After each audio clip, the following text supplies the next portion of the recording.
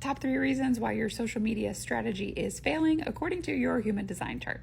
In this video, I'm going to tell you the first 3 places that I look when one of my clients tell me that they're not having success on social media. And I'm also going to tell you what I tell them to do in order to create success and conversions on their social media accounts. Make sure you watch all the way until step 3, because this one is the most impactful and is the one that 90, maybe even 100% of people do not do well majority of the time, and it's going to get on your nerves, but it's also going to be very, very helpful and very insightful for your process, and it will change everything, I promise. So one of the biggest indicators, though, we're on step 1 right now, for success versus failure is knowing who you're talking to, and it's also knowing who you're not talking to. A lot of times we get on social media and we're scared that people are going to attack us, people are going to tell us that we're wrong, they're going to come into our comments and they're going to say mean things about us, and that may or may not happen. The thing is, though, if you know exactly who you're talking to, then like I said, you know exactly who you're not talking to. So when someone comes on to your feed or into your comments saying mean things to you or disagreeing with you, you know that that person is never going to change their mind. They're never going to convert, and they're not your ideal client. And thus, thank you so much for the engagement. And I really don't care what you have to say. So go all in on serving your ideal client and completely dismiss people who are not your ideal client if your goal on social media is to make money. And I talked about in a previous video where to find your ideal client. I typically look at the Venus gates in your chart.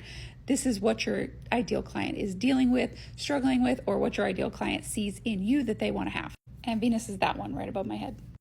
Number 2 is that you are not consistent in your marketing and in your messaging. So you're saying different things, your clients are getting confused, they're not exactly sure what you're offering or what you want them to do. And if they don't know, that means you probably don't know either. It's going to be helpful to know at what stage you're in your social media journey. Are you looking for growth? Are you looking for engagement? Or are you looking for conversions? It is uncommon to get all 3 of those at once. I'm not going to say it's impossible, but it's uncommon. So you need to be very strategic and clear and focused on which one of those things you're trying to do right now. Are you trying to get growth so that you have a higher follower count and you have higher influence and you are in front of more people? Are you trying to get more engagement so the algorithm favors you because you're creating valuable content? And are you trying to create trust and connection and community with your clients by having engagement? Or are you trying to convert? So you've already got the followers, you've already got really good engagement, and now you want to help manage that energy flow of your clients by telling them what they can do next in order to work with you on a deeper level. I've also talked previously about how to narrow down your messaging and your marketing so that you're consistently talking about the same thing by using your Mercury gate. So check out that video. If you want to delve a little deeper, you can also book a reading with me and I can tell you more about your Mercury gates and how they work in conjunction with the rest of your chart. And now for number 3, most people have no idea how to wait. I said what I said. I'm sorry. You hate me for it.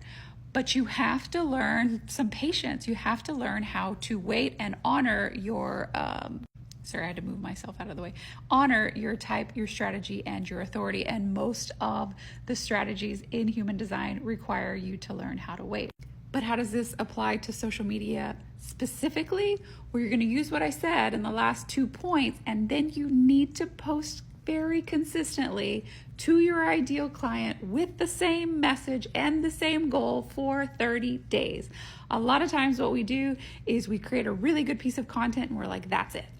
That's the one. It's got to go viral. And we put all of this weight and this expectation on this one piece of content, and then we get 200 views and we're like, I'm not doing this. I'm not going to do this anymore. I hate all of this and I don't like it. Get me out of here. But that's not how business works, that's not how marketing works, and that's really not how social media algorithms work. You have to post consistently using those first 2 points every single day, at least once a day for 30 days, and wait. Wait until the end of 30 days to look at your analytics. And now when you're looking at your analytics, you're going to know what you're looking for in your analytics because you were going to know what you were doing the last 30 days. Were you trying to get more followers? Were you trying to get more engagement? Or were you trying to get more conversion? What was your marker of success and how did that do over an entire 30-day period? When you look at that, now you take the post or posts that were most successful at doing what you set out to do and you double down on that type of content. And so for the next 30 days, you do even more of that to get even more of your desired result. I'm going to tell you a little secret because I've been posting consistently here on TikTok for over 2 years and on other social media platforms for that much time or longer. I used to put so much weight into my posts and I used to get so bitter when I did all of the work and I didn't get the result that I wanted. And so what I did was, after creating content for an entire year on TikTok, I created all of the foundations of the human design system here on TikTok. I reposted it to YouTube. Then I took all of that content over the course of an entire year and I just posted it again. And you know what? The same video that got 200 views the first year got 2 million the second year. And I'm not saying that happened with every single video. I'm just using that as a point to say it's not always about the content, the meat of the video. A lot of times it is about the algorithm and the timing and the transits. So use your content, create content that works well, create content that is evergreen and that provides a lot of value and trust for your clients, and then repurpose the crap out of it, because what performs well today might not perform well tomorrow and vice versa. But the most important thing for you is that your content is meeting your desired outcomes and your goals. And so analytics are going to be your best friend there. Let me know in the comments if you want me to do a video showing you some of my analytics and how I do this process for myself.